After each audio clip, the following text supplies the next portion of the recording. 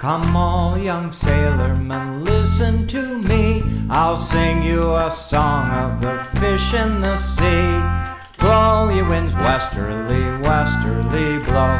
We're bound to the southward, so steady she goes. Okay, our next performer to close out this set is Kevin Scribner. Kevin began salmon fishing as a skiff man on a seiner based in Bellingham. And then after a couple of turns trolling and trawling, he ended up with gill nets and set nets in Bristol Bay. This guy's been doing it all, which transformed into a lifelong love affair with Bristol Bay. Kevin's Forever Wild Seafood Company develops value-added salmon products, including developing a Bristol Bay sockeye salmon jerky product in partnership with Eva's Wild. So please join me in welcoming Kevin Scribner.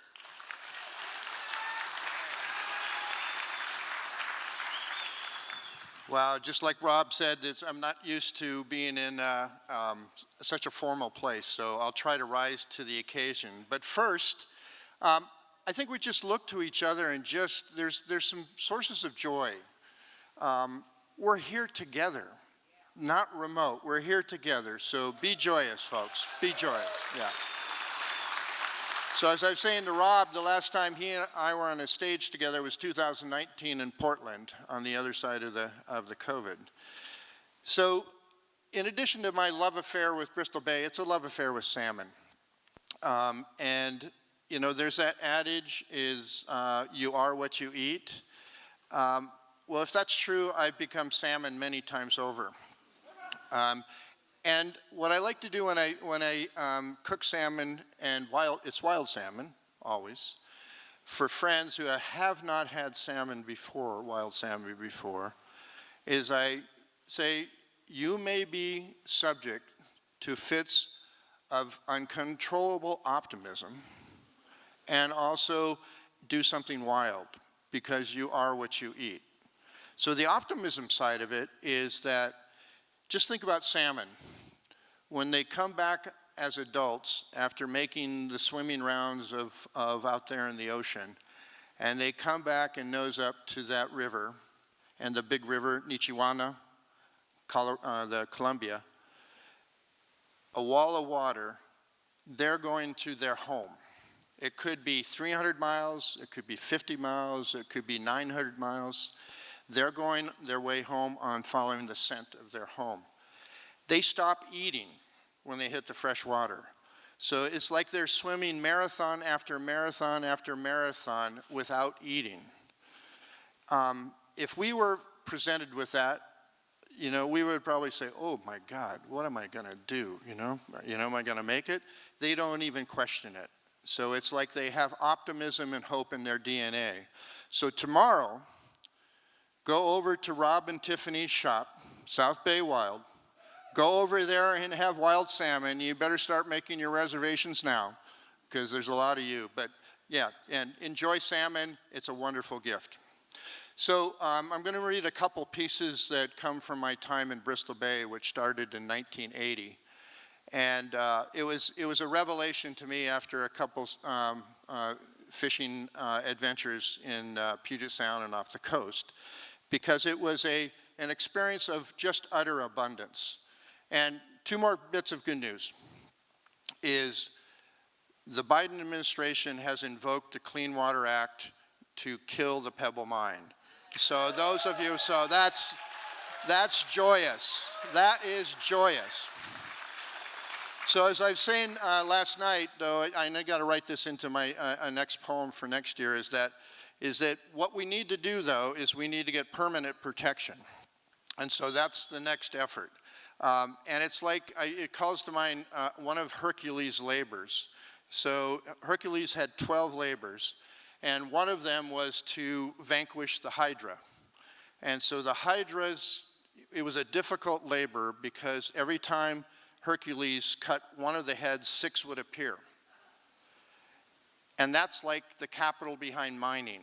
You stop one, you know, other will appear. So how Hercules figured it out is he got a buddy to come over there with a torch, and every time Hercules cut the head off, He'd put the torch on and cauterize the head to cut it. So we need to have permanent protection. So we're working on that. The other great news is Bristol Bay last summer had an all-time record run of fish. 77 million fish came back to Bristol Bay. So let's give a hand out to Bristol Bay. So this poem is called A Sea of Love on Alaska Airways. And this goes back to the early 80s when there were, as the poem will say, there were no cell phones, etc. And the local radio station played a really critical role in being able to keep people in connection. So A Sea of Love on Alaska Airways. The Bristol Bay Messenger Service, FM public radio, where teenage interns read streams of love letters out into an Alaska bush, bereft of phones, satellite dishes, even timely mail to pillow sweet intimacy deep into privacy. I love and miss you. Nothing to hide when we're in love, my dear. Alchemy of affection arcs into these words made public, radio-wide, anti-raising the simple I love and miss you into a hum now among a fleet full of ears over airwaves. Hungry hearts nodding their own sighs from tossed sheet reveries of satin silk memories, saddled now in bunks throughout the bay. For millennia, did mariners bundle love in pouches tucked tenderly in hidden reaches beneath bunks? Or in necklaced amulets, always swung heart close? Some say being a skipper saves marriages and makes families, with housebound pressures whistled away, gone with the outgoing tide. Refreshed joy and foreplay in the return, with a child or three conceived in time, with the moon-driven comings and goings. God damn, I love and miss you, shouted around the bay and back. Again, I love and miss you. A summer season Valentine as public as any crooner plucking heartstrings back in a city bar. Brassy bold, this burst of unabashed affection. But what can ever embarrass a fisherman in love? I love and miss you, shared out loud, heart proud, with 10,000 shipmates' souls my witness. I love and miss you. So now I encourage you to turn to your seatmate, and if it's appropriate, say I love you. It's the Valentine month, so have at it. Yeah, there we go. There we go, all right. There we go.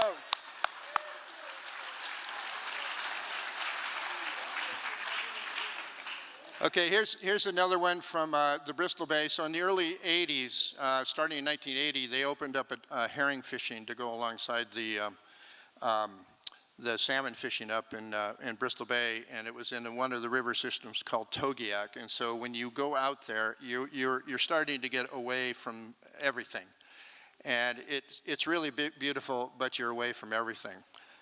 So this one is called Big Rank Frank. Do we humans school up, wishing fishing company by nature? Big Frank, coffee cup skipper with rolls of blubber, coddling a ginormous, generous heart. Much too big of a man on a wee bow picker boat made for day-long near-shore dances on the foredeck. A too tiny cabin best made for tying up near town. Hey, the guys are going. Gotta go now. Gotta go right now. The tide's running out. Scurry, dashing off in a hurry all together. Most of us first timing to chase herring in a strange, beyond the point waters. Gotta go. We gotta go. We gotta go now. We gotta stay together. Then there. Wait. Wait. Wait for a long month with few days of fishing. Made oh so much longer by that one just set of clothes and no boat showers in sight. Big Frank's duffel of clothes left dock behind when we dashed. When we gotta go right now, gotta go together. We chased herring around more clicks and points along the west edge of Kodiak Bay, and even further to Good News Bay, with the bad news of no more showers on tender boats. Big, rank Frank. Then those midnight anchor drills among a raft of boats hunkered behind bluffs, trying to hide from wind pushing 90 knots. Big Frank's bow picker peels off into a starboard darkness. Big man scurrying among gusts and a dance for life on a wee deck. A walrus and long johns, perioding in too much wind. Hurry, scurry, now, gotta go. Go now, gone. A bow cleaves back into the safe circle of boat light, steady, slowly, splitting the wind. Reset anchor, raft up again alongside companions, where being safe is a bit more than just seeming so. So no hurry now. Damage? Just another rip and tear in his Carhartts, wearing thin. Big rank Franks showing his growing splendor of bare, blubbery skin. He once marveled, did Big Frank, with a chuckle and occasional spit of chew juice. One year, these stubby, blunt, grease-nailed fingers made as much money as the varnished hands of a surgeon. Rest in peace, Big Frank. No study of omega-3s or sneaking kale in for tobacco could overcome your big body's daily drag on a heart born for a much smaller body. Hurry, scurry, gotta go. Such a good man gone now. Thank you. Ooh.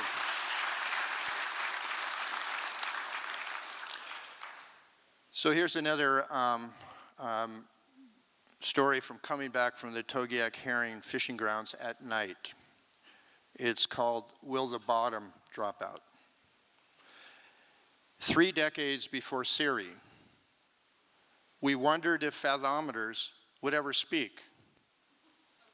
With a siren's voice? No, not those honey voices who lured Greek sailors into shipwrecking rocks. No, she'd speak gently of avoidance.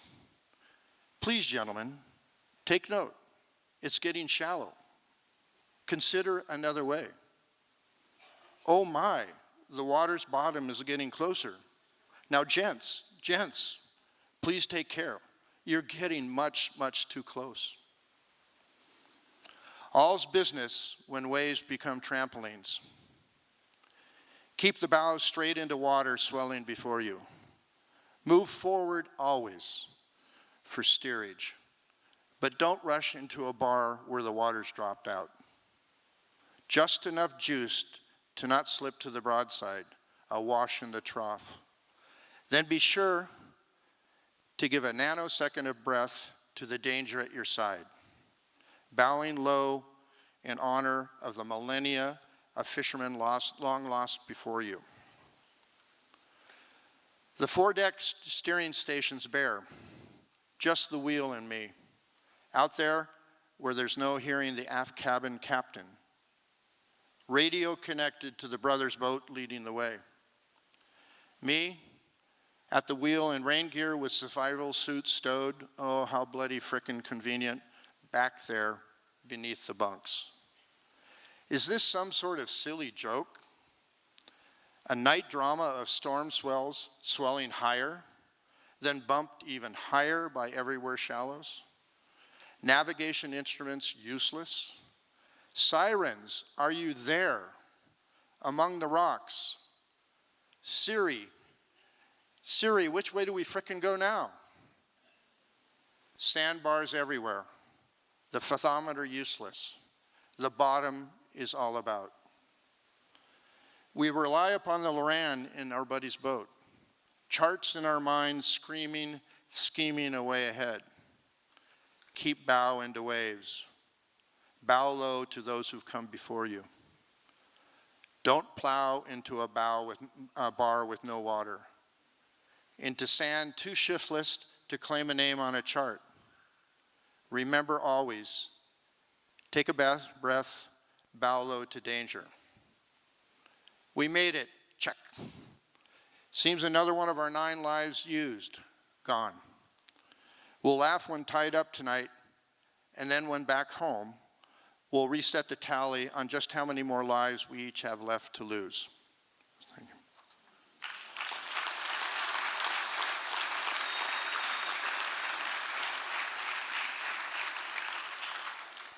So this is shifting back down to the Pacific Northwest, and it's a really poignant story about Skipper Gary, who I did a trolling hook and line stint off the coast of Washington in '77. And in it, we'll talk about navigation tools. And for those of you who fish, you know, I think, Rob, you got a Loran C, right? You're working a Loran C? Now GPS, okay, even better navigation, you know. So Gary's boat had a Loran A, which was a World War II thing, where it was like an oscilloscope. So you were down, you got a radio signal, and you captured the radio signal, and you got a wave, and so you had to match it with your wave, and then you got a coordinate. So you got one coordinate, and you had to do that for the other coordinate. These days, it's just boom, boom, boom, automatic. So navigating in the key of C. Is it a busted trip? When empty-holded, you just bring your crew back alive. Barometer sinking, seas rising. Ride it out or head bang it back to home harbor. Have you boat enough to endure time, distant swells, gale force winds? Know your boat, know yourselves, know the seas. Be aware and beware the weather. And keep the hatch covers tied down. Believe, as we did with every trip, in the wave plowing wooden double-ender made 60 years ago. Know where you are when the sea looks all the same. Compass, astrolabe, read the swells like Solomon Islanders. Loran A, electronic neon waves, dialing knobs to make a match in the bump, grind, pitch in an ocean that's forgotten your name, could care less for your loved ones. There, got one, coordinate, yes. 2's for true triangulation and a mark on the chart. Catching radio waves that never rest, beacons for finding one's wave, if not oneself. That season, did you compose your death song before turning down salmon and going farther from shore for albacore? Why? Why was your beautiful boat named Antigone, the title of a Greek tragedy? Whatever did happen, you sang out one Mayday with a batch of coordinates, able to match the Loran A waves before the silence of wave and water. The nearest boat cruised over, seeing nothing. Did you, in a nod to a local tribe's phrase for infinity, become a seabird and then fly into a bank of fog? Know the seas, know your boat, know yourselves. Thank you. Just one more.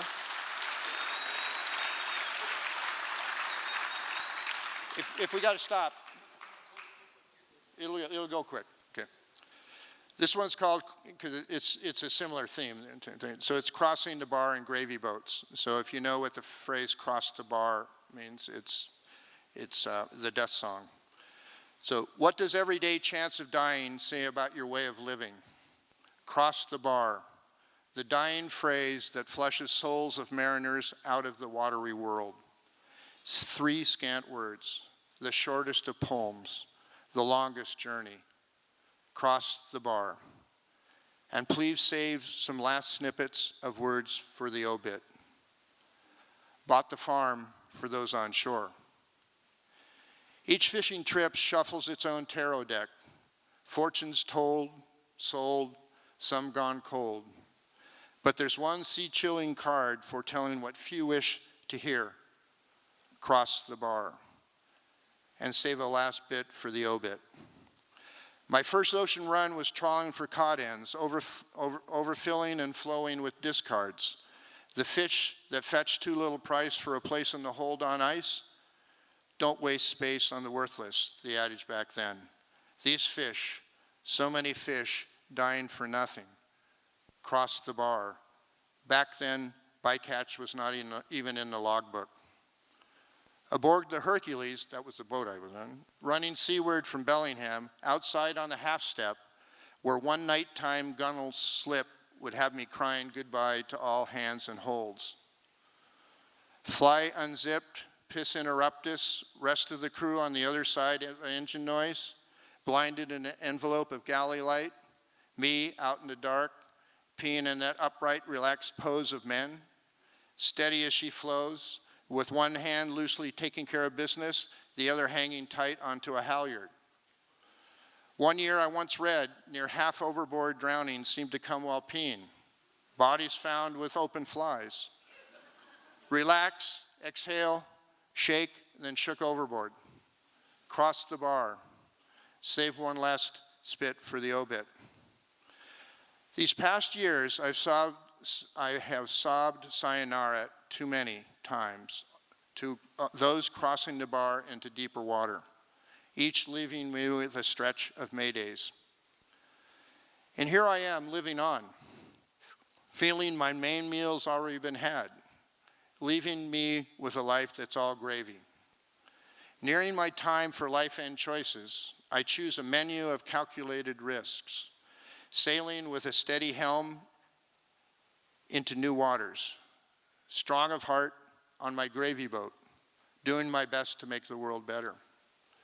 Grief has tidal waves and breaches in those levees that keep us bound or stuck on the straight and narrow. But Lordy, when love shows the way around the breakwater into open seas, drawing us close to but not yet crossing the bar, to see in the vastness of love that truly makes our lives, then a quick turn starboard toward the stars before backing around, full tanked with love that's so light we prance on water. Run with sails billowing life on the gravy boat, when all, yes all, is grace. All is gift, all is grace notes in waves of gravy. Coraggio, courage. May we all be blessed with the courage to feel deeply, to dine and wine again with our loved ones before we die. Once done, we'll then sail forth in our gravy boat when all is grace, all is gift, all a bonus. Courage, coraggio. Thank you.